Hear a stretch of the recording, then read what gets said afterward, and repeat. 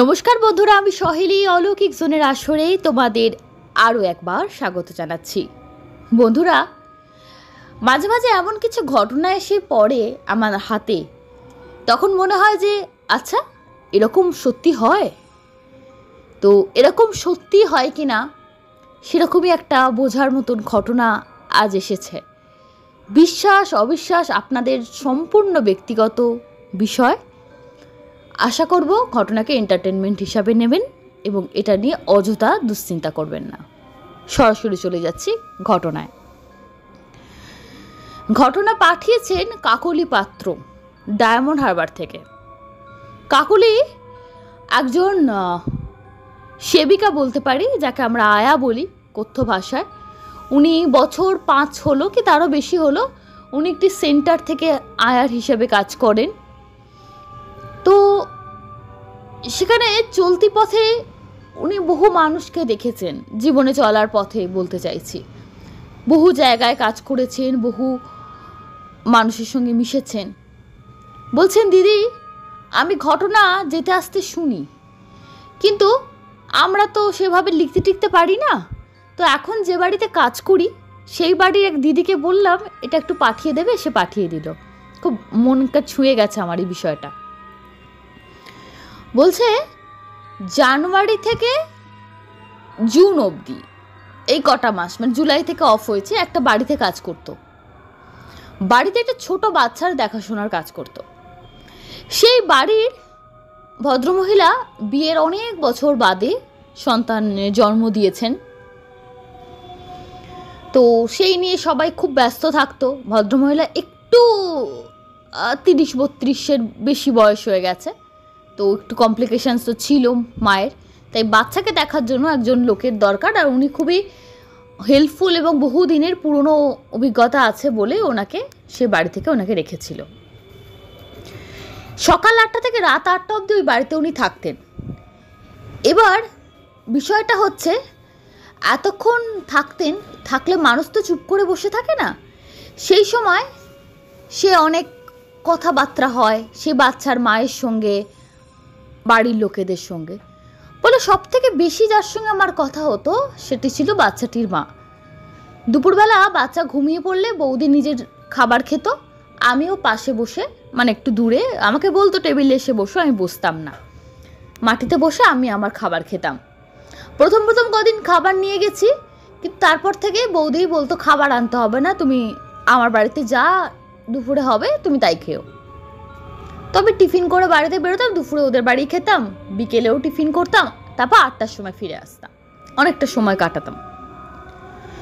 তো এরকম সময় কাটানোর সময় একটা অদ্ভুত ঘটনা উনি আমাকে বলেন। তখন প্রায় 2-3 মাস হয়ে গেছে। বৌদি এত সহজ সরল আজকের যুগে। ওনার স্বামী একজন অর্থোপেডিক সার্জন, ওনার শ্বশুর মশাই ছিলেন একজন MBBS ডক্টর, ওখানকার খুব প্রসিদ্ধ।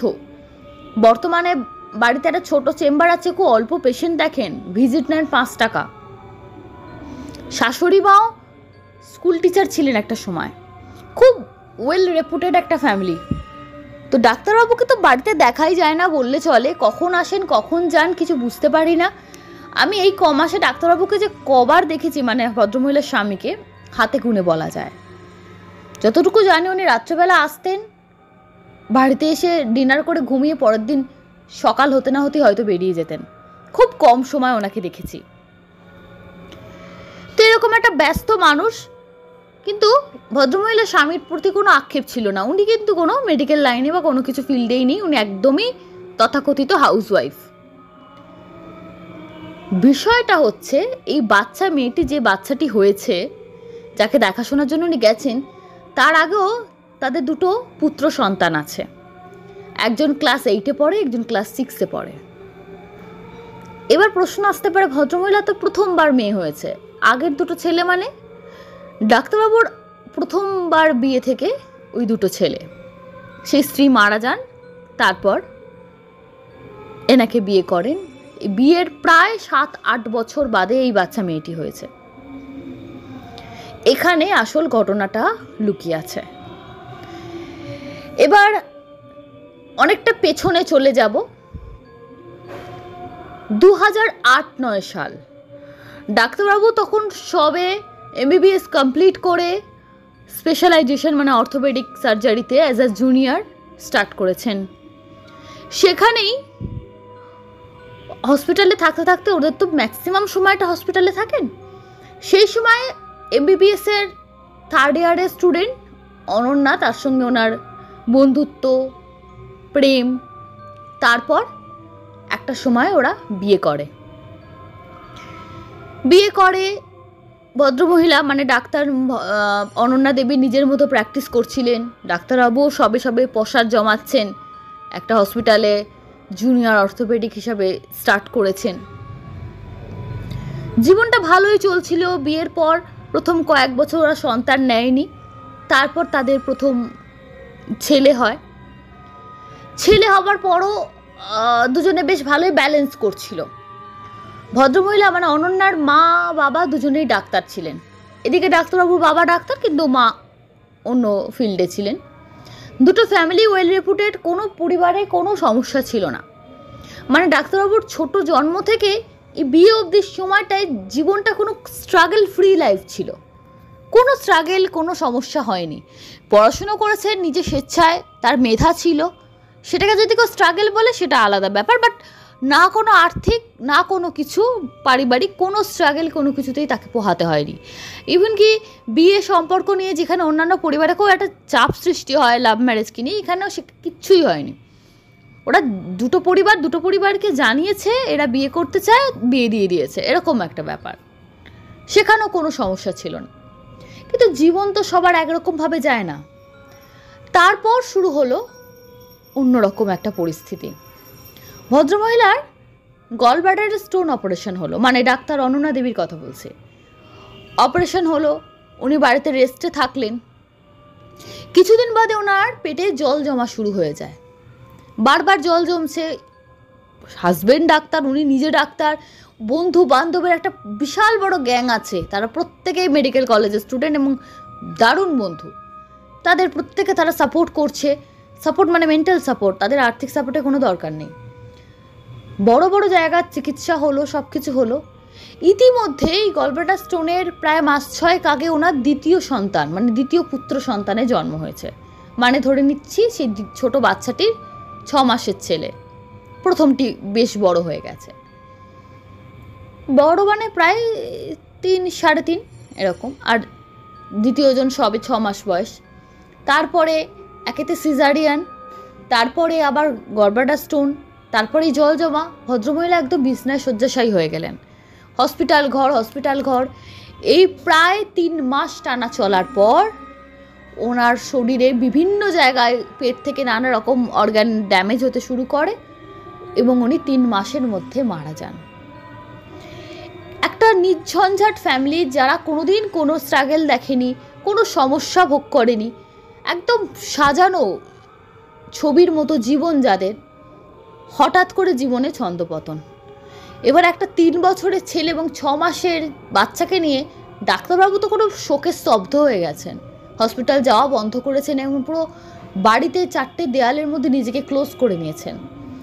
ঠাকুমা, দাদু, ওদিকে ওই বাড়ির দাদু দিদা, প্রত্যেকে ওই বাচ্চাগুলো কী করে সামলাবো তাতে পাজলড। কারণ অনন্যা দেবীর মা বাবা পুরো শোকে স্তব্ধ, তাদের আর নাতিদের দেখাশোনার মতন পরিস্থিতি নেই। অনন্যা দেবীর একটি ভাইও ছিল, কিন্তু সে ভাই কি করবে? একটা বাচ্চাকে দেখাশোনার জন্য একজন ফিমেল কাউকে দরকার। এভাবে খুব প্রবলেমের মধ্যে দিয়ে পরিবারটি যাচ্ছিল। কি করবে কিছু বুঝতে পারছে না। দুটো বাচ্চা, বিশেষ করে বড়টা তো মারাত্মক জেদি হয়ে গেছে, মাকে দেখতে পাচ্ছে না, নানা রকম করছে। প্লে স্কুলে গিয়ে কাকে মেরে এসেছে তার কপাল ফেটে গেছে, স্কুল থেকেও কমপ্লেন করছে, স্কুলে যাওয়া তার বন্ধ হলো। ঠাকুমা দাদু মানে যাচ্ছে তাই অবস্থা। কি করবে এই মা হারা বাচ্চাগুলোকে নিয়ে? তো এরকম সময় ওই বাড়িতে যেটি গাড়ি চালাতেন সেই ড্রাইভার দাদা সন্ধান দিলেন যে আমার এক ভাগ্নি আছে, লেখাপড়ায় খুব ভালো, ক্লাস 12-এ পড়ে। তো ওরও মা ছোটোবেলায় মারা গেছে, বাবা আবার বিয়ে করেছে, ঠাকুমার কাছে মানুষ, আর আমাদের কাছে এই ঘুরে ফিরে থাকে, খুবই কষ্টের জীবন। ও খুব পড়াশুনো করতে চায়, কিন্তু ওর বাড়ির লোকেরা ওর বিয়ে দেওয়ার জন্য পাগল, ওকে কেউ পড়াবে না, গরিব ঘরে। কেউ এত পড়াশুনোতে করাতে ইচ্ছুক নয় তাকে। বলে তাকে যদি আপনারা আনতে পারেন, ও বাচ্চাদের খুব এমনি ভালোবাসে, বাচ্চাগুলোকে দেখতে পারবে, প্লাস ওর লেখাপড়াটা কন্টিনিউ করতে পারবে। তখন এনারা বলছেন যে লেখাপড়া, এনাদের কোথায় অ্যাকচুয়াল বাড়ি আমি কিন্তু সেটা রিভিল করছি না। বলছে তো কিন্তু ঠিক আছে তাহলে আসুক, কাজ করুক। এইবার কাজ করুক বলে সব কিছু কথাবার্তা হয়ে যাওয়ার পর মেয়েটির যে বাবা, যে মেয়েটি আর কি লেখাপড়ায় খুব ভালো, তার বাবা একটু বেঁকে বসে, যেটা আয়া হিসাবে মেয়েকে পাঠাবো না। মেয়ের সারা জীবন কোনো দায় দায়িত্ব নেয়নি, দ্বিতীয় বিয়ে করার পর সে তার বউ বাচ্চা নিয়ে ব্যস্ত। কিন্তু এখন যে একটা ভালো সম্বন্ধ এসছে বা একটা কাজের কথা এসেছে, এখন তার দরদ উথলে পড়েছে, না আয়া হিসাবে মেয়েকে পাঠাবো না। লোকেরা বলবে আমার মেয়ে আয়া হয়েছে, এত অল্প বয়সে মেয়েটি কিন্তু খুব সুন্দরী মেয়েকে পাঠাবো না। যেখানে ডাক্তারবাবুর সব স্ত্রী মারা গেছেন, একজন অল্প বয়স্ক পুরুষ, সেই বাড়িতে আমার মেয়েকে এভাবে পাঠাবো না। পাঠাতে পারি একটা শর্তে, যে ডাক্তারবাবুকে আমার মেয়েকে বিয়ে করতে হবে। এটা শুনে তো সবাই মানে আকাশ থেকে পড়লো। সেই ড্রাইভার দাদাও বুঝতে পারছেন এটা মানে অতিরিক্ত বেশি চাওয়া হয়ে যাচ্ছে, বাড়াবাড়ি। যে মানুষটি অর্থোপেডিক সার্জেন, তার স্ত্রী ডাক্তার ছিলেন, তাদের দুটো সন্তান আছে, ভাগ্যের চক্রে আজকে তাদের এই পরিস্থিতি, তিনি কি করে একজন, প্লিজ কেউ খারাপ সেন্সে নেবেন না, ঘটনাকে বলার জন্য কিন্তু আমি বলছি, একজন ড্রাইভারের ভাগ্নিকে কি করে সে বিয়ে করবে? সমাজ কি বলবে? তার বন্ধু বান্ধব, অফিস কালিগ, তার পেশেন্ট, যেখানে জানতে পারবে একটা ডাক্তারের সোসাইটি তো অনেক বড় হয়, সেখানে কি জবাব দেবে? তার থেকে বড় কথা, তিনি তার স্ত্রীকে অত্যন্ত ভালোবাসতেন। সে একদিকে তার বন্ধু, একদিকে স্ত্রী, তাকে সরিয়ে অন্য কাউকে বিয়ে করবেন যেখানে তার স্ত্রী সবে মারা গেছেন, 6 মাসও হয়নি, সেখানে প্রশ্নই ওঠে না। ডাক্তারবাবু তো ওই মানসিক অবস্থা শুনে মারাত্মক চিৎকার চেঁচামেচি, ভাবছো কি করে এরকম একটা অদ্ভুত কথায় আমি রাজি হব? মাথায় এলো কি করে তোমাদের? কিন্তু এদের পরিস্থিতি এতটা মানে সাংঘাতিক ছিল। এবার বলতে পারেন ওরা কি আয়া রাখতে পারতেন? হ্যাঁ, আয়া রেখেছিল, অনেক আয়া রাখছিল ছেলেগুলোকে দেখার জন্য। কিন্তু বড় ছেলেটি, যার 3-3.5 বছর বয়স, সে এতটাই ভায়োলেন্ট হয়ে যাচ্ছে, মাকে ম্যাক্সিমাম তো মাকে ওই কাছে পেয়েছে, 6 মাসের শিশুটার তো কোনো বুদ্ধি নেই, তাকে দুধ খাচ্ছে, শুইয়ে দিচ্ছে। তাকে যে আয়া দেখছে সে তবু ম্যানেজ হয়ে যাচ্ছে, কাটছে, ডাক্তারের বাড়ি, ওষুধপত্র সব কিছু ঠিকঠাক আছে। কিন্তু 3 বছরের ওই ছেলেটা না আউট অফ কন্ট্রোল। এমনি ছোটোবেলা থেকে সে খুবই অ্যাডামেন্ট, কিন্তু আর মা চলে গিয়ে সে মারাত্মক কাণ্ড কারখানা করছে, প্লাস বাবা রেগে গেল, চেঁচিয়ে উঠছে, শাউটিং করছে, আরও তাকে রাখা দেয়, তাকে নিয়ে মানে কিছু না করে ফেলে। মাঝে মাঝে ছাদের কার্নিসে চলে যাচ্ছে, মায়ের কাছে যাব, মানে ওকে কেউ বলেছে মা চাঁদ তারা হয়ে গেছে, ছাদ থেকে ঝাঁপ দিলে তুমি মরে গেলে, তুমি হয়তো, কেউ কিছু বলেছে না, নিজের মাথায় এসছে, সে ওইসব করতে যাচ্ছে। তো বয়স্ক দাদু ঠাকুমা, দাদু ডিসপেন্সারিও বন্ধ করে দিল নাতিকে দেখার জন্য। তো এই পরিস্থিতিতে তখন ডাক্তারবাবুর মামা, মানে বুঝতে পারছেন যে যাদের কথা বলছি তাদের মামার বাড়ির লোক, মামারা ডিসাইড করলো যে ঠিক আছে, মেয়েটিকে পছন্দ হয়েছে, মেয়েটি লেখাপড়ায় ভালো, সুন্দরী, কিন্তু আমাদের সোসাইটির সঙ্গে অ্যাডজাস্ট করে না, তবে বিয়ে হতে পারে, শুধু রেজিস্ট্রি বিয়ে হবে, কিন্তু একটা শর্তে। কি শর্ত? মেয়েটির বাবাকে শর্ত দেওয়া হলো, আপনার মেয়ে কোনোদিন স্ত্রীর অধিকার ক্লেম করতে পারবে না, কারণ আমার ভাগ্নে বলেই দিয়েছে তার স্ত্রীর জায়গা সে কোনোদিন তার অন্য কাউকে মেনে নেবে না, সম্ভব না। তো এটা মাথায় রেখে যদি শুধু রেজিস্ট্রেশন হয়, রেজিস্ট্রি করে বাড়িতে আসুক, খাওয়া দাওয়া থাকা ব্যবস্থা সব কিছু পাবে। হ্যাঁ, একই রুমে থাকতে পারবে না ডাক্তারবাবুর সঙ্গে, উনি একদম রাজি নন, ঘরে ঢুকতেই দেবেন না। বাড়িতে ভালো এসি রুমে থাকার ব্যবস্থা করে দেবো, বাচ্চাগুলোকে দেখুক, লেখাপড়া করুক, বাড়ির মধ্যে থাকুক, সব কিছু করুক, কিন্তু কোনোদিন ওয়াইফ হিসাবে যে সম্মান, ভালোবাসা, এগুলো কিন্তু চাইতে পারবে না। এটা কিন্তু একদম ঠিক করে নিন। এখানে আমার জানি না এইভাবে কোনো শর্ত সাপেক্ষে বিয়ে বাস্তবে, এটা যারা আইন নিয়ে আছেন তারা বলতে পারবেন, কিন্তু এই ডিডসেই আর কি বিয়েটা, রেজিস্ট্রেশনটা কিন্তু হয়। রেজিস্ট্রির দিন মেয়েটির ঠাকুমা বয়স্ক, উনি রেজিস্ট্রির সময় বলেন যে বাবা একটা মাথায় একটু সিঁদুর ছুঁয়ে দেবে না গো? ডাক্তারবাবু উঠে চলে যান, না সিঁদুরের কৌটোটাকে মানে একদম হাত দিয়ে ঠেলে সরিয়ে দিন না, সাইন করেছি, এইটুকু যথেষ্ট। তো ওই একটা অল্প বয়সী বাচ্চা মেয়ে, সবে 18 বছরে পা দিয়েছে, উচ্চ মাধ্যমিক পাশ করেছে তখন সে সবে।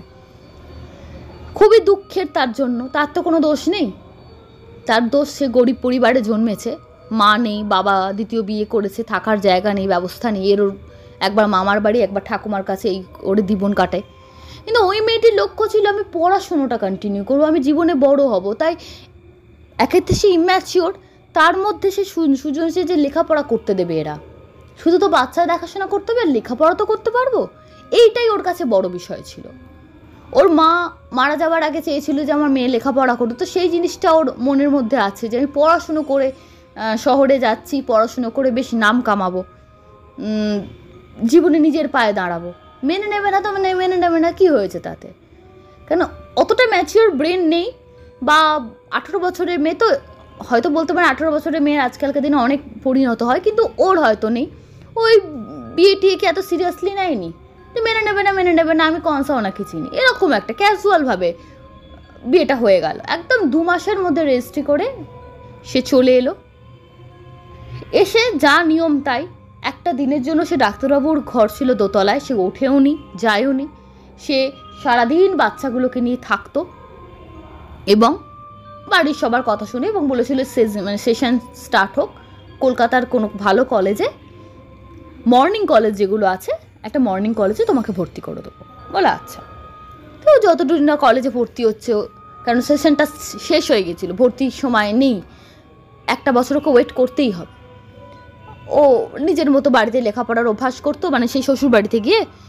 আর একদম মানে হঠাৎ করে কেউ দেখে ভাবতে হয়তো কাজেরই মেয়ে, কারণ না মাথায় সিঁদুর, না শাঁখা পলা, এমনি সাধারণ চুড়িদার পরে আছে, বাচ্চাগুলো দেখাশোনা করছে। বাচ্চাগুলো সব থেকে তার প্রথম অ্যাচিভমেন্ট ছিল, বড় যে বাচ্চা ছেলেটা তাকেও নিজের দখলে এনেছিল ভালোবাসা দিয়ে।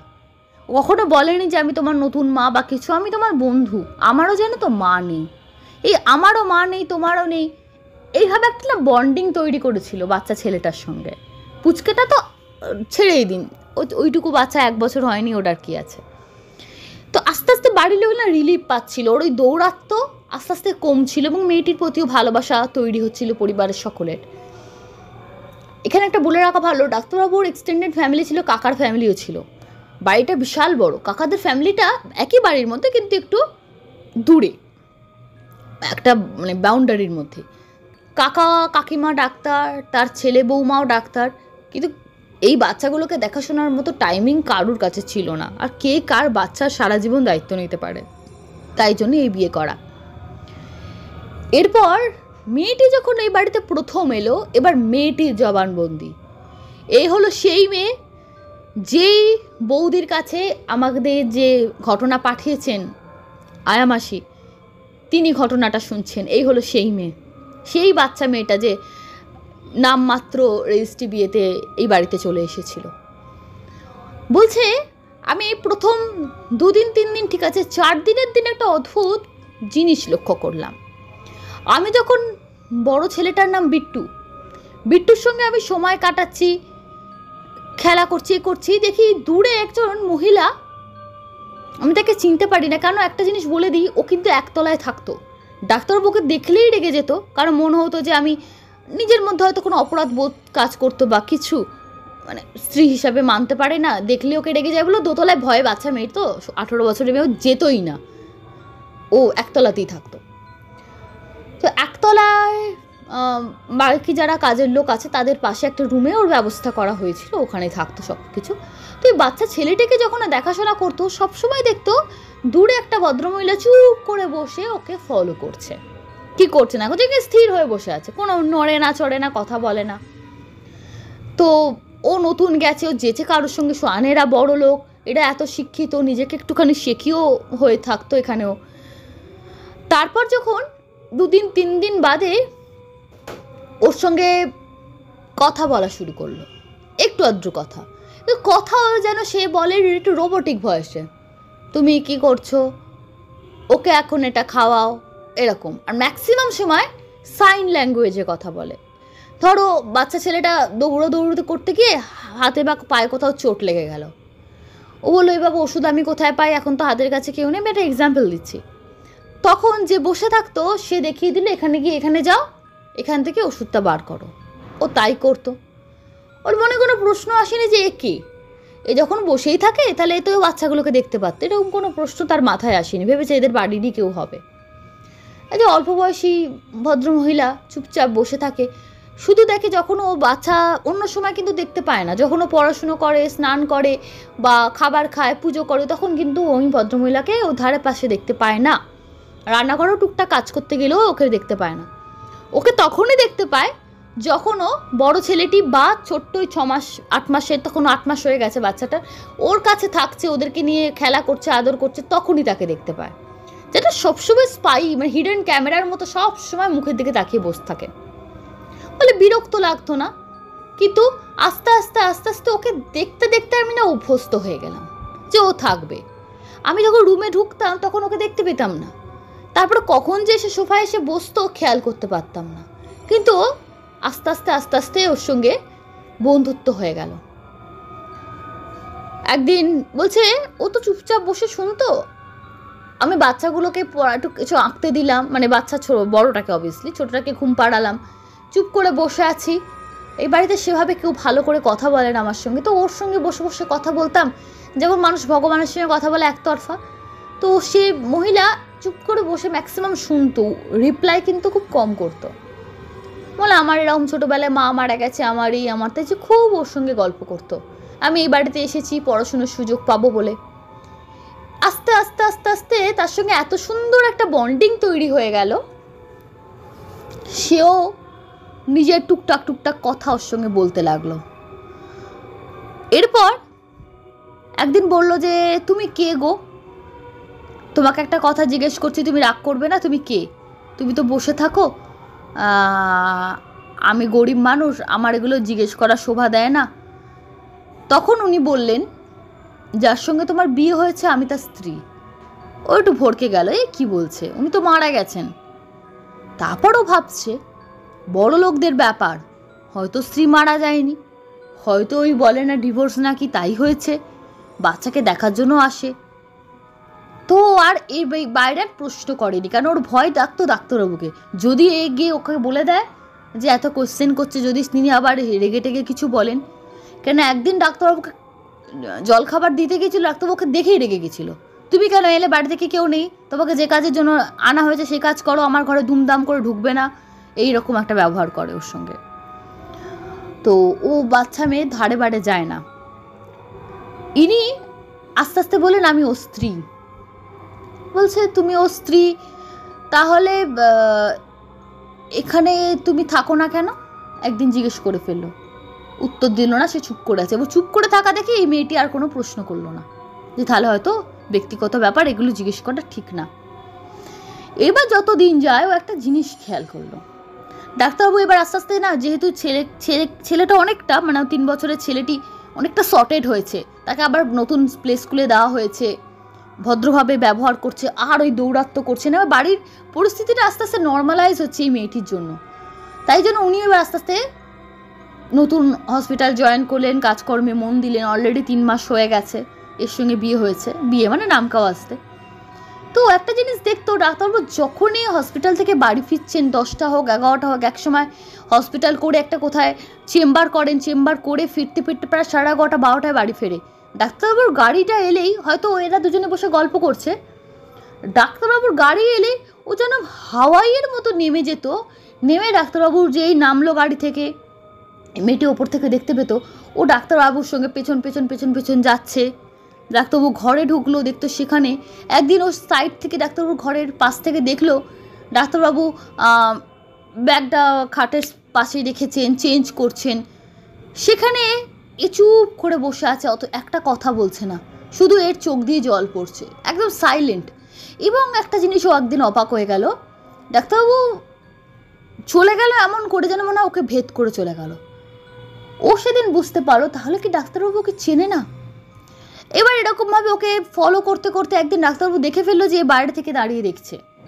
আবার ডাক্তারবাবু রেগে গেল যে তুমি আমি এলে এরকম বাইরে দাঁড়িয়ে থাকো কেন, কি ব্যাপার, যা তা করে বলল ওকে।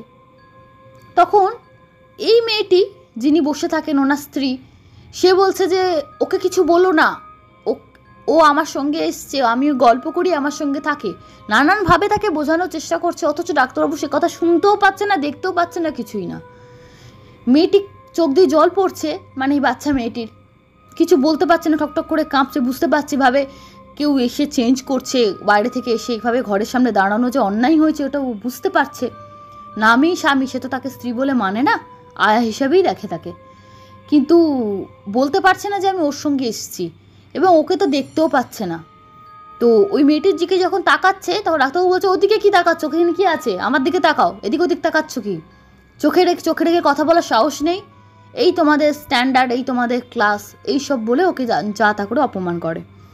তো মেয়েটি আস্তে আস্তে কাঁদতে কাঁদতে নেমে চলে যায়, এবং তখনও দেখে ঘরে শুনতে পাচ্ছে যে ওনার স্ত্রী একতরফা বলে যাচ্ছেন যে ওকে কেন ভাবে বলছো, ওর সঙ্গে আমার ভালো বন্ধুত্ব হয়ে গেছে, শুধু শুধু কেন ওকে অপমান করছো। ও কিন্তু শুনতে পাচ্ছে তখন আস্তে আস্তে সিঁড়ি দিয়ে যখন নিচে নামছে, কিন্তু ডাক্তারবাবু চুপচাপ, তার মানে ডাক্তারবাবু কোনো কথা শুনতে পান না। একদিন ও জিজ্ঞেস করলো, ডাক্তারবাবু তোমার কথা শুনতে পায় না কেন গো? তখন উনি বললেন যে আমার কথা তো কেউ শুনতে পায় না, আমায় কেউ দেখতে পায় না, শুধু তুমি দেখতে পাও, কারণ তোমার মধ্যে সেই ক্ষমতা আছে। ও তখন একদিন জিজ্ঞেস করে, তুমি যদি সত্যি মানে ভূত হও, তাহলে তুমি, আমার মাও তো মারা গেছে, তুমি বলতে পারবে আমার মা এখন কোথায় আছে? আমার মা তাহলে আমায় দেখা দেয় না কেন? তখন ইনি বলেন যে তোমার মা জন্মে গেছেন অনেক দিন আগেই, তাই তোমাকে দেখা দেন না, তোমার মধ্যে সেই ক্ষমতা আছে। আমি এসেছিলাম দেখতে যে আমার বাচ্চাগুলোকে তুমি কিভাবে দেখছো, কীভাবে ট্রিট করছো। তবে ওনার হাজব্যান্ড, আমি ডাক্তারবাবুর নামটা নিচ্ছি না, হাজব্যান্ডের নাম করে বললেন যে তখন প্রায় 6 মাস হয়ে গেছে ওদের বন্ধুত্ব, যে যেন আমি এতদিন আমার বাচ্চাদের জন্য আর আমার হাজব্যান্ডের জন্য আমি এত ভালোবাসি, আমি যেভাবে চলে যাব আমি তো ভাবতে পারিনি, আমি তো প্রথম কিছুদিন বিশ্বাসই করতে পারিনি যে আমি মারা গেছি। আমি ভাবছি আমি অসুস্থ, আমি বোধহয় কোমাতে আছি, কারণ আমি তো একজন ডাক্তার, কিন্তু আমি মারা গেছি আমি বুঝতে পারিনি, আমার বুঝতে অনেকটা সময় লেগেছে। তোমার সঙ্গে ওর রেজিস্ট্রি বিয়ে হয়েছিল, তখনও কিন্তু আমি ওখানে ছিলাম, তুমি খেয়াল করোনি। আমার প্রচণ্ড কষ্ট হলো যে আমি যেতে না যেতেই ও তোমাকে বিয়ে করছে, ও অন্য একজনকে বিয়ে করছে আমি থাকতে। তখনও আমি শিওর ছিলাম না যে আমি মারা গেছি, আমি অসুস্থ বলে কি ও আবার বিয়ে করছে। পরে যখন বুঝতে পারলাম যে ও আমাকে আজও ভালোবাসে, আমার জায়গাও কাউকে দেয়নি, খুব মনে মনে খুশি হয়েছিলাম। কিন্তু যবে থেকে তোমার সঙ্গে বন্ধুত্ব হয়েছে না, আমার তোমার সঙ্গে যখন খারাপ ব্যবহার করে বা এই বাড়ির লোকেরা তোমাকে আয়া হিসেবে ট্রিট করে, আমার বড্ড কষ্ট হয়। আমি আজ বলছি এই যে ওদের সাথে সাথে না আমি আজ তোমাকেও খুব ভালোবেসে ফেলেছি, আমি আজ তোমার জন্য এখানে আসি। তো এইভাবে ওদের বন্ধুত্ব প্রায় 1 বছরের বেশি সময় ধরে চলেছিল। ইতিমধ্যে নতুন সেশন শুরু হয়। মেয়েটি কলকাতার একটি নামী কলেজ, সেটারও নাম বলছি না, প্রত্যেকটি বলা আমাকে বারণ করে দেওয়া আছে মেনশন করে, সেখানে মর্নিংয়ে ভর্তি হয়। সকালবেলায় ছোট ছেলেটিকে প্লে স্কুলে দিয়ে ও কলেজ চলে যেত, তারপরে বাড়ির ড্রাইভার গিয়ে বাচ্চাটাকে স্কুল থেকে নিয়ে আসতো, তবে কলেজ থেকে ফিরে দুটো বাচ্চা দেখাশোনা যাবতীয় কাজ করতো।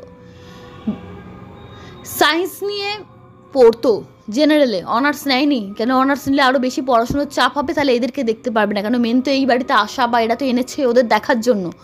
তাই ওর নিজের প্রায়োরিটিটা সেট ছিল যে কখনো যেন আমাকে ওরা এত সুযোগ সুবিধা দিচ্ছে, খেতে দিচ্ছে, পড়তে দিচ্ছে, যেখানে সৎ মায়ের অত্যাচারে বড় হয়েছি, লেখাপড়া করব, কিন্তু এদের যেন কোনো অসুবিধা না হয় আমার জন্য। তো পড়াশুনোর সাথে সাথে বাচ্চাগুলো দেখাশোনা খুব সুন্দরভাবে করতো। এরপর একটা জিনিস, একদিন বাড়ির একটি কাজের লোক প্রায় দিন খেয়াল করতো যে এই নতুন বউ, কারণ ওরা তো জানতো এটা বউ, একা একা কথা বলে, খুব একা একা কথা বলে।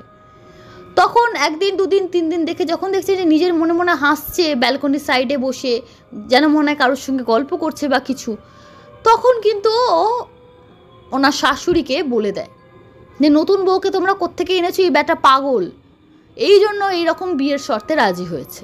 কিছু যারা বাড়িতে পরিচারিকার কাজ করে দেখবেন বহুদিন থাকতে থাকতে তারা একটা বাড়ির লোকের মতন ব্যবহার করা শুরু করে দেয়। তো সে ডাক্তারবাবুর মাকে বলতে আরম্ভ করে, এ পাগল, না হলে কোনো স্বামী মেনে নেবে না, এই সব জেনেও কেউ বিয়েতে আজকের যুগের মেয়ে রাজি হয়? এ রাজি হয়েছে এর মাথা গন্ডগোল বলে, এ সুস্থ মেয়ে না। ভদ্রমহিলা প্রথমে বিশ্বাস না করলো, পরে একদিন দুদিন খেয়াল করে যে হ্যাঁ সত্যিই তো কাজের মেয়েটি তো ঠিক কথা বলছে, যে একা একা কথা বলে বা কিছু। এইভাবে বেশ কিছুদিন চলার পর একদিন ওই বাড়িতেই কেউ একজন ঠিকে কাজ করতে এসেছিল নাকি বলছে, সেটা উনি মনে করে বলতে পারছেন না। সে দেখে ফেলেছিল, সেটা ছিল অমাবস্যা, ঘোর অমাবস্যা। সেদিন সে দেখে ফেলে যে এ তো কথা বলছে একজনের সঙ্গে এবং এর মাথার ডিস্টার্ব আছে, ততদিনে জানাজানি হয়ে গেছে, কিন্তু কেউ একে কিছু বলে না, কারণ এদের তো নিত্য জীবনে কোনো সমস্যা যেহেতু সৃষ্টি করছে না বলে ওরা একা কথা বলা নিয়ে কেউ কোনো আপত্তি করেনি। সেখানে একটা ছায়া মূর্তি বসে আছে। তো সেই মেয়েটি যখন বলে তুমি কার সঙ্গে কথা বলছো, এখানে কেউ নেই, ছায়া মূর্তিটাকে দেখে, যে দেখে অবাক হয়ে যায় যে এই ছায়া মূর্তিটা সেই বউয়ের, যে বউয়ের ছবি ডাক্তারবাবুর ঘরেতে বিশাল করে টাঙানো আছে, তাদের বিয়ের ছবি সমস্ত কিছু। তো এইসব দেখে ঠিক হয় যে আচ্ছা ওই ভূতের সঙ্গে গল্প করে, তার মানে এই কোনো তান্ত্রিক বা তন্ত্রবিদ্যা জানে, না হলে তো এইভাবে সাধারণ মানুষ তো কোনো সে বিশাল ওরে বাবারে ওরে মারে বাঁচাও বাঁচাও রাম রাম করতে করতে বাড়িতে হুলুস তুলুস কাণ্ড। মেয়েটিকে রীতিমতো একটা ঘরে বন্ধ করে দেওয়া হয় যে তোমার পাগলামি বেড়েছে না, তুমি এসব কী করছো। ভদ্রমহিলা তার গুরুদেবকে ডেকে আনেন, ডেকে এনে বলেন যে এরম এরম বিষয়। গুরুদেব ভালো করে ওর হাত টাত দেখে, ওর কুষ্টি সব কিছু এঁকে দেখে যে যখন এই মেয়েটি জন্মেছিল, বাচ্চা মেয়েটি, তো ওর মা তো জন্মের পরই কিছু বছর বাদেই মারা যায়, কিন্তু যে সময় জন্মেছিল এমন একটা রাশি বা নক্ষত্রে জন্ম ওর, যে ওর মধ্যে সেই সুপার পাওয়ারটা আছে যে আত্মাকে দেখতে পাওয়া বা কিছু, বাট সেই ওর কুষ্টিতে ওই জিনিসটা আছে। তা বলে তো সবাইকে দেখতে পায় না, আর এই যে আত্মা সেও ওকে দেখা দিতে চেয়েছে, মানে এটা বোথ সাইডেড, ওয়ান সাইডেড না, যে ওর ক্ষমতা আছে বলেও দেখেছে সেটা যেমন সত্যি, এও দেখা দিতে চেয়েছে বা ওর সঙ্গে মিশতে চেয়েছে বলেও দুজনকে ওরা বন্ধুত্ব হয়ে গেছে। গুরুদেব বলেন যে দেখো এটা তো ঠিক না, তার আত্মা মুক্তি পাচ্ছে না, এবার আমরা গয়া গিয়ে ভালো করে পিণ্ডদান বা যাগযজ্ঞ করা হবে, যাতে নতুন বৌমা মানে যিনি ডাক্তারবাবু প্রথম স্ত্রী তার আত্মা যাতে মুক্তি পায়। একে কেউ বৌমা ক্যাটাগরিতে তখনও ফেলতো না। তখন যখন দেখছে যাক বাড়িতে নানা রকম মাদুলি টাদুলি দেওয়া শুরু হলো, তখন যখন ওই মেয়েটি মানে যে ডাক্তার ভূত আর কি, সে যখন দেখা দেওয়া বন্ধ করে দিল, তখন এ ভায়োলেন্ট হয়ে উঠতে শুরু করলো। এত বন্ধুত্ব হয়ে গেছে, এখন সে জানে কিন্তু এ আমার সতীন, এর জন্যই আমার স্বামী আমাকে ভালোবাসে না বা আমাকে মেনে নেয়নি, আয়া হিসাবে ট্রিট করে, কিন্তু আর ওগুলো মাথায় নেই। ছোটোবেলায় একা একা বড় হয়েছে, এর সঙ্গে এমন বন্ধুত্ব বা এমন ক্লোজ রিলেশন এসে গেছে যে এখন ওকে মিস করতে শুরু করেছে। ওর ভালো লাগছে না, একা একা লুকিয়ে লুকিয়ে কাঁদছে, খেতে চাইছে না, শরীর অসুস্থ হয়ে যাচ্ছে। তারপর যাগযজ্ঞ গয়া পিণ্ডদান সবাই করে এলো, ডাক্তারবাবুও শান্তি সস্তায়নে পার্টিসিপেট করেছিলেন। ডাক্তারবাবু এগুলো বিশ্বাস করতেন না, আর একে নিয়ে ওর বিন্দুমাত্র মাথা ব্যথা ছিল না ও কী দেখছে কি না দেখছে। কিন্তু যখন ও খুব কেঁদে কেটে অসুস্থ হয়ে পড়লো, এবার এতদিন ওদের বাড়িতে প্রায় 1.5 বছর হয়ে গেছে ওই বাড়িতে সে আছে, বাচ্চাগুলোকে সুন্দর করে মানুষ করছে। এবার কি হয়েছিল, বাড়ির প্রতিটা লোকের না কেউ প্রকাশ করতো না, ইনক্লুডিং ডাক্তারবাবু, একটা মায়া পড়ে গেছিল। মানে রাগ করতে করতে ঘেন্না করতে করতে ও বলে না বাড়িতে পশু পুষলেও মানুষ তাকে ভালোবাসতে শুরু করে, একটা মায়া পড়ে গেছিল। তো এ যখন না খেয়ে না দিয়ে অসুস্থ হয়ে যাচ্ছে, তখন সবার একটু মনে ডাউট হলো কি সত্যি এগুলো দেখতে পায়, এত অসুস্থ হয়ে যাচ্ছে কেন, কারণ ওর দুঃখটা রিয়েল ছিল। প্রথমে তো ডাক্তারবাবু কিছু বন্ধুবান্ধব শুনে বলেছিল সব নাটক করছে, ও আসলে তোর কাছ থেকে সিম্প্যাথি গেইন করা, তোকে আর কি তুই যাতে ওকে মেনে নিস বা কিছু করিস, সব এদের যখন গ্রামের মেয়েদের চালাকি এগুলো, এরা এদের এটাই তাই, এরা এরকমভাবেই মানুষ ছেলেদেরকে পটানোর চেষ্টা করে, তাই জন্য ওই অনন্যা ওকে দেখা দেয়, গল্প করে, এইসব গল্প ফেঁদেছে। যদি গল্পই ফেঁদে থাকে, গুরুদেবও যদি তার ভুল বলে থাকেন, কথার কথা বলছি, কিন্তু এ যে অসুস্থ হয়ে পড়ছে, খাচ্ছে না যাচ্ছে, এবং ওর যে পেনটা না যে কষ্ট পাচ্ছে সেটা কিন্তু রীতিমতো ভিজিবল। ওর প্রেশার লো ফল করে গেছে, ও বিছনা থেকে উঠতে পারছে না, ওকে ছাড়া থাকতেই পারছে না, যে ওকে আর দেখতে পাচ্ছে না, কারণ এমনভাবে শান্তি সস্তায়ন বাড়িতে বন্ধন করছে, সে আর বাড়িতে আসতে পারছে না, একাকিত্ব বোধ করছে। এতদিনে এই বাড়িতে কেউ ওর সঙ্গে ভালো করে মিশতো না, সেই সময় ওই অশরীরী বন্ধু তাকে সঙ্গ দিয়েছে, তাহারকে একাকিত্ব মেনে নিতে পারছে না। এবার ডাক্তারবাবু একদিন সত্যি জিজ্ঞেস করেন যে তুমি কি সত্যি এগুলো দেখো? আমি একজন ডাক্তার, আমি এগুলো বিশ্বাস করি না, তুমি আমার ওয়াইফকে দেখতে পাও? মেয়েটি কোনো উত্তর দেয় না, চুপ করে থাকে, জানে যে কিছু বললেই তো এরা অপমান করবে, এরা ভাববে আমি নাটক করছি, সিম্প্যাথি ড্র করছি, ভিকটিম কার্ড প্লে করছি, এইসব ভাববে, তো এদেরকে আমার দুঃখের কথা বলে কী লাভ? উনি চুপ করে থাকে, শুধু চোখ দিয়ে জল পড়ে। তারপর যখন ফাইনালি সমস্ত কিছু পিণ্ডদানের প্রসিডিওর কমপ্লিট হয়ে গেল, প্রায় 10-12 দিন হয়ে গেছে, মেয়েটি ওকে আর দেখতেও পায় না, আর আসেও না স্বপ্নে, বিভিন্নভাবে ওকে খুঁজে বেড়ায়, বাড়ির ছাদে যায়, এতে যায়, একা বসে থাকলেও সে আর আসে না। তখন একদিন সেই স্বপ্নে এসে বলে যে আমি তো চলে যাচ্ছি, আমার মুক্তি হয়ে গেছে, আমি খুব নিশ্চিন্ত মনে যাচ্ছি, জানিস তুই আমার বাচ্চাগুলোকে খুব সুন্দরভাবে দেখবি, আমার ছেলে দুটোকে খুব ভালোভাবে যত্ন করছিস, আমি দেখছি, আমার হাজব্যান্ড তোকে মেনে নিচ্ছে না, আমি বলছি দেখিস ও একদিন তোকে মেনে নেবে, তুই ঠিক ওর মন জয় করতে পারবি, আর আমি তোর কাছে আবার আসবো, তুই কাঁদিস না, মন খারাপ করিস না। ও তখন স্বপ্নের মধ্যে অঝরে কেঁদে যাচ্ছে, তো তুমি চলে যাচ্ছ কেন? আমি বড্ড তোমাকে ভালোবাসি, আমার কারোর কোনো ভালোবাসা লাগবে না, তুমি থাকলেই আমার হবে। এরকম বন্ধুত্ব বোধহয় দেখা যায় না, এই অশরীরী এবং অসম বন্ধুত্ব, যেখানে জানে দুজনের সম্পর্ক কতটা আলাদা। তো এই সমস্ত বিষয়ের পর একটা জিনিসও বলে যায় যে আমার একটা শেষ ইচ্ছা আছে, আমার ভাইয়ের তো বিয়ে হবে, তো ভাইয়ের বউয়ের জন্য কিছু অর্নামেন্টস আমি বানিয়ে রেখেছিলাম, মানে বানিয়েছিলাম নিজের জন্য, কিন্তু ইচ্ছা ছিল আমি তো পড়তে পারলাম না, ওটা ভাইয়ের বউকে দেব। তো এটা এই বাড়িতে না, আমার বাপের বাড়িতে এই জায়গায় রাখা আছে, আমার মাকে একটু বলে দিবি, ও তাহলে আমার ভাইয়ের বউকে বা আরও কিছু কিছু ব্যক্তিগত জিনিস বলে গেছিল। তো মেয়েটি অনন্যা দেবীর সেই বাপের বাড়িতে যোগাযোগ করে। ন্যাচারালি দ্বিতীয় স্ত্রী বলে প্রথমে এরা খুব ভালো চোখে দেখতো না, কিন্তু যখন জানতে পারলো যে আমার জামাই একে মেনে নেয় না, আমার জামাই আমার মেয়ের স্মৃতি আগলেই বেঁচে আছে, তো তারাও মনে মনে খুব খুশি হয়েছিল। সে যখন সমস্তটা বলে এবং সেখান থেকে যখন যা যা বলেছে যেগুলো মিলে যায়, যেগুলো কিছুতেই একটা বাইরের মেয়ের পক্ষে জানা সম্ভব হয় না, তখন অনন্যা দেবীর মা, যে ডাক্তারবাবুর প্রথম স্ত্রী, তার মা, উনি কিন্তু বিশ্বাস করেন প্রথমবার যে না, নিশ্চয়ই আমার মেয়ে বলেছে। আমি ডাক্তার হিসাবে, উনি একজন গাইনোলজিস্ট, আমি ডাক্তারি সব কিছুর ঊর্ধ্বে গিয়ে আমি বলছি কিছু না কিছু আছে, আমার মেয়ে নিশ্চয়ই যদি দেখেছে বা বলে গেছে, না হলে এ এতটা বলতে পারবে না, কেন এটা একমাত্র আমার মেয়ে জানে, এটা আমাদের পারিবারিক ব্যাপার, ও কী করে জানবে, কে বলবে ওকে?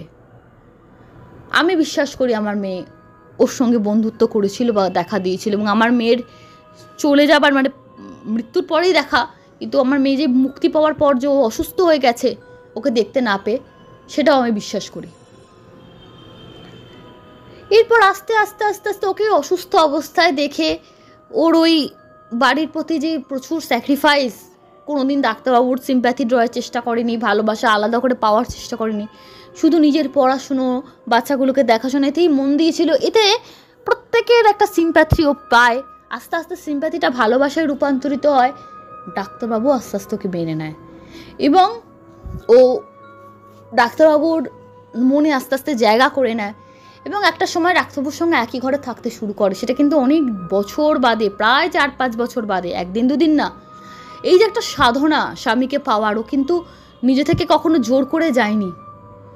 তারপরে এত বছর বাদে তার মেয়ে হয়েছে একটা, এবং সব থেকে অদ্ভুত ব্যাপার যে মেয়েটি হয়েছে, এবং ওই ছেলেগুলো দুজনেই অনেক বড় হয়ে গেছে, যাদের ফেলে রেখে তাদের মা মারা গেছিল, তাদের আজও ও খুব নিজের সন্তানের মতো ভালোবাসে। কেউ বুঝতে পারে না স্কুল টুলে গেলে যে এটা এর আসল মা না, সৎ মা, কেউ বুঝতে পারে না। নতুন স্কুলে, বড় স্কুলে তো কেউ জানে না যে বাচ্চাগুলোর আগে একটা মা ছিল, তারা জানে যে ভদ্রমহিলার এই দুটো ছেলে। এত সুন্দরভাবে সব কিছু উনি ম্যানেজ করেছেন, এবং বাচ্চাগুলো, বিশেষ ছোটটা তো জানেই না, বুঝতেও পারে না যে আমার আর কোনো মা ছিল বা কিছু, বড়টাও মায়ের সে দুঃখ এ কাটিয়ে গেছে, এখন এ কী জানে আমার মা বা মা একে পাঠিয়েছে, এই বিশ্বাস নিয়ে তারা বড় হচ্ছে। এই ছোট বোন হয়েছে দেখে ওরা খুব খুশি।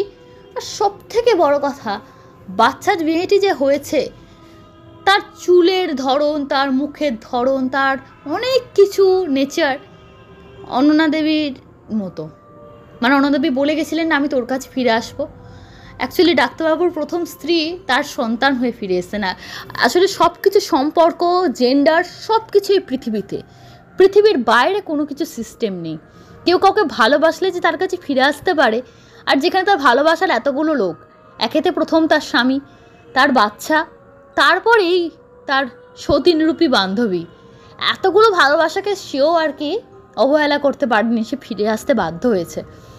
তো অনন্যা দেবীর মা, বাবা, ভাই এখন বিবাহিত, তারা প্রত্যেকে আসে এই বাচ্চাটিকে ঘিরে প্রায় সময় কাটায়। উনি যতদিন কাজ করেছেন ততদিন দেখেছেন, প্রতিটা সময় সেই ভদ্রমহিলা এসে বলেন এ পুরো আমার মেয়ের মতো, আমার মেয়ে আবার পুনর্জন্ম নিয়ে ফিরে এসছে।